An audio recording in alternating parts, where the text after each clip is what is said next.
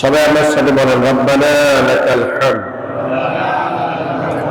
হামদান কাসীরান তাইয়িবান মুবারাকান ফি। সম্মানিত ভাইরা, আমি গত জুমাতে বলেছিলাম আমরা এমন মুসলমান, আমরা আজ পর্যন্ত আমাদের দিন বুঝি না, ইসলাম বুঝি না। মুসলমান হয়েছে কিন্তু দিনও বুঝি না, ইসলাম বুঝি না। আল্লাহ রাব্বুল আলামিন এমন একটি দিনের ব্যবস্থা করেছেন যেই দিন পৃথিবীর মানুষের কোনো আবিষ্কার নয়, এটা হচ্ছে আল্লাহ পাকের নিজে এটাকে মনোনীত করেছেন পৃথিবীর সকল মানুষের জন্য। আজকে শুনলাম একজন ডাক্তার আমাকে বললেন, এই যে ওপেন হার্ট সার্জারি হয়, যাদের ওপেন হার্ট সার্জারি হয়, এটা প্রথম হয়েছিল মিশরে। এই ওপেন হার্ট সার্জারিটা মিশর হয়েছিল। তো সেখানে এই ওপেন হার্ট সার্জারি করতে গিয়ে ওই ডাক্তার দেখলেন যে ভিতরে এমন একটি জায়গা আছে, সেখানে লেখা আছে আল্লাহ। এটা হিন্দু হোক, বৌদ্ধ হোক, খ্রিস্টান হোক, মুসলিম হোক, সকলের ভিতরে এটা লেখা আছে। কারণ এই কথা সত্য, চিরন্তন সত্য, পৃথিবীর সব মানুষ জানে যে সকলের রব ইলাহ একজন, তিনি হলেন আল্লাহ। এটা সবাই জানে, এটা সবার জানার বাহিরে নয়। হিন্দুদেরকে জিজ্ঞাসা করবেন আসলে তোমাদের ইলাহ কি, তারা বলবে আল্লাহ। কিন্তু উপরে যে তারা কি বলে ভগবান, ঈশ্বর, এই সেই নামে ডাকে, কিন্তু আসলে তাদের মূল ইলাকে তাকে জিজ্ঞাসা করবেন, তারা বলবে যে একজন, তিনি হলেন আল্লাহ। এই জন্য আমাদের দেশের হিন্দুরা এখন আমাদেরকে সালাম দেয়, কিন্তু তাদের সালামে লওয়া যাবে না, বলতে ওয়ালাইকুম। তারপরে বলে আলহামদুলিল্লাহ, ভালো আছি। কিছু কিছু হিন্দু এভাবে বলে। তারপর বিসমিল্লাহ বলে, কোনো কিছু মেপে দিতে গেলে কি বলে, বিসমিল্লাহ বলে। তার মানে এই কথা তারা বুঝে যে আসলে একজন, সকলের জন্য একজন, তিনি হলেন আল্লাহ। এটা সবাই জানে, এটা কেউ অস্বীকার করতে পারবে না যে ইলাহ, দিন একজনের, ইলাহ একজন, রব একজন, এই কথা সবাই জানে, সবাই বুঝে। শুধু গাদ্দারির কারণে তারা এটাকে অবহেলা করে। এই জন্য আমি বলছিলাম, যারা আল্লাহ দ্বীনকে গ্রহণ করেছে, তারা যদি সত্যিকার অর্থে আল্লাহ দ্বীনকে গ্রহণ না করে, দ্বীন অনুযায়ী যদি জীবন না চালায়, তাদের জীবন হবে লাঞ্ছনার জীবন, বেজ্জতির জীবন।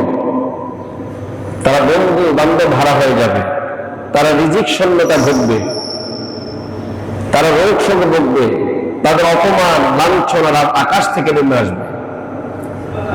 যারা দ্বীন বুঝে ইসলামকে মানবে না, যারা আল্লাহ পাককে বুঝে দ্বীন গ্রহণ করবেন না, তাদের লাঞ্ছনা অনবার্জিত। এই জন্য আসুন, আল্লাহ পাক কি বলছেন? আল্লাহ পাক বলেছেন, যারা এই দ্বীনের উপরে অটল থেকে দ্বীন গ্রহণ করার পরেও, আল্লাহ দ্বীনকে গ্রহণ করার পরে যারা বিভিন্ন ইলাকে গ্রহণ করেছে আল্লাহকে বাদ দিয়ে, তাদের পরিণতি কত ভয়াবহ। আল্লাহ রাব্বুল আলামিন বলেন, লা তাজআল মা'আল্লাহি ইলাহান আখার ফাতাকুদা মাযমুমান মাখযুলা। আল্লাহ পাক বলেন, আল্লাহ ছাড়া দ্বিতীয় কোনো মাবুদকে তোমরা গ্রহণ করো না, দ্বিতীয় কোনো ইলাহকে তোমরা মেনে নিও না। আল্লাহ পাক ছাড়া তোমাদের ইলাহ নেই, মাবুদ নেই, একক ইলাহ হলেন আল্লাহ। অতএব অন্য কোনো ইলাহকে তোমরা আল্লাহ পাকের সাথে গ্রহণ করো না, পরিণত করো না।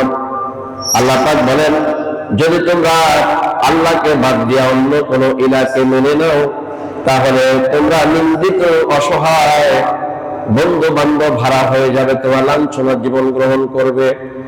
আর যদি তোমরা আল্লাহ পাককে এক ইলাহ হিসাবে মেনে নিতে পারো, তাহলে তোমাদের রিজিক, তোমাদের সম্মান, তোমাদের ইজ্জত সবটার দায়িত্ব একমাত্র আল্লাহ পাক গ্রহণ করে নিবে।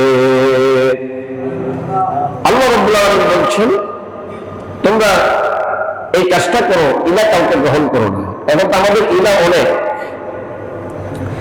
ওদের এক মুসলমানের দোকানে আলু কিনতে গিয়েছিলাম, বললাম যে আমাকে 5 কেজি আলু দেন। আলু কিনলে হলো, সে কি করলো,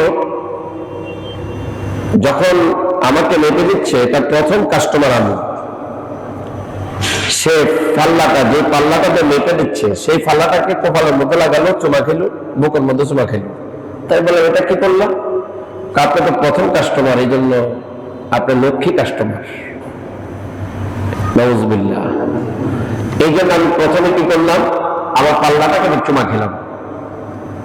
আমি বললাম আশ্চর্য বিষয়, এই পাল্লা চুমা খাওয়ার মধ্যে ফায়দাটা কি? এটার মধ্যে ফায়দাটা কি? এটা তো হিন্দুরা করে, এটা তো মুসলমান করতে পারে না। তারপরে যখন টাকাটা দিলাম, টাকাটার মধ্যে একটা চুমা খেলাম, কপালের মধ্যে লাগালো, বুকের মধ্যে লাগালো। তাদের মানে হলো, তারা মনে করে যে প্রথম যে টাকাটা আসে, এটা একটা শক্তি, একটা শক্তির উৎস। এখানে এই টাকাটা মধ্যে চুমু খেলে আমার সারাদিনের ব্যবসাটা কি হবে? ভালো হবে। তাদের চিন্তাধারা হলো এটা। আপনারা বলেন, এই পৃথিবীতে কোনো জড়বস্তু, কোনো গাছগাছালি, কোনো আগুন, কোনো পানি, এগুলোর কোনো আলাদা কোনো শক্তি আছে কিনা? এগুলা কার শক্তিতে চলে? এগুলা কার হুকুমে চলে? আল্লাহ পাকের হুকুমে চলে।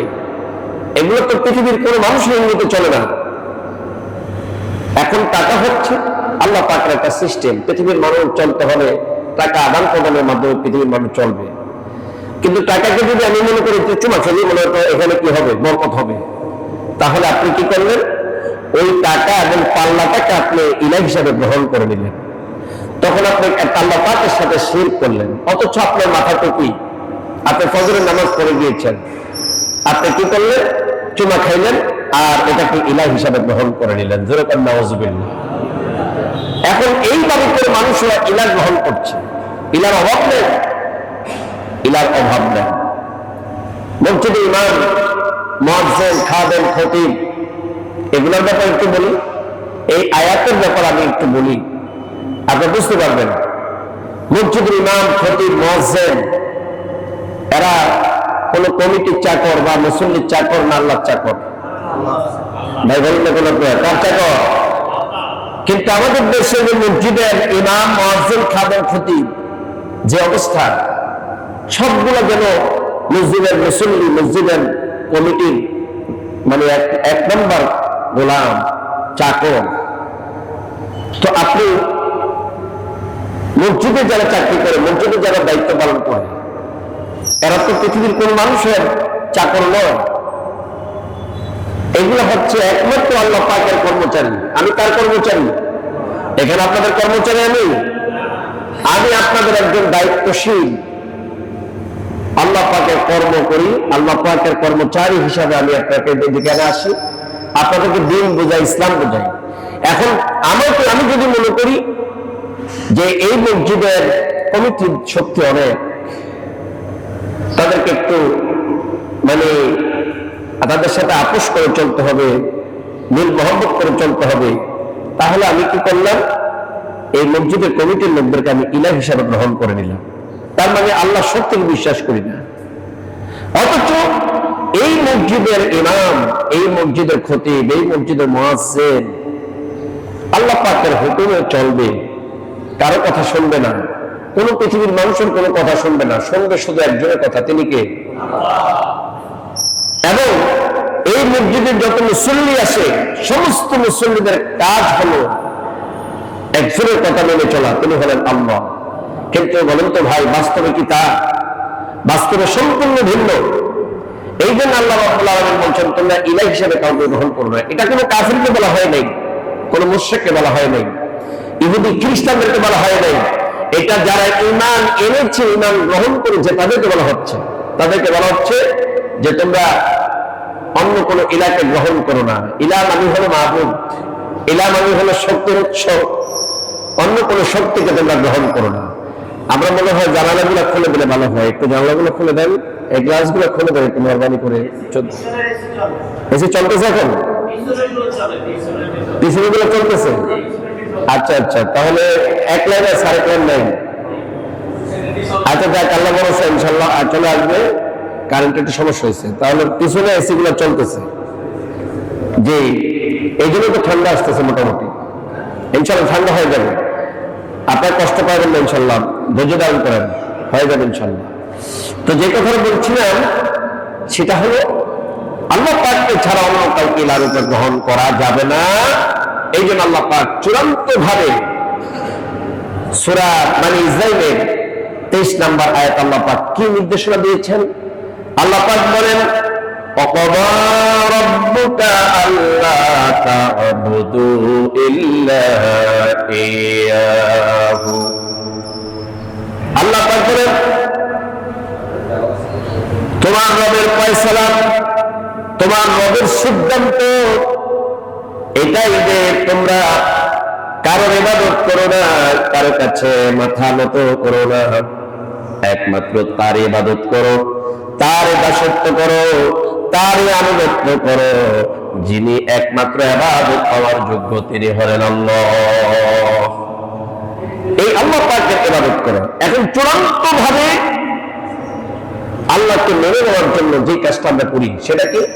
সেটা হলো আমরা আল্লাহ পাককে সিজদা দিই। সুবহানাল্লাহ বলেন। কি দেই? আমরা আল্লাহ পাককে সিজদা দিই। এই সিজদাটা পৃথিবীর কোন বস্তু, কোন মানুষ, কোন প্রাণী, কোন গাছ গাছালি কেউ পাবে না, শুধুমাত্র একজন পাবে। তিনি কে? তিনি হলেন আল্লাহ।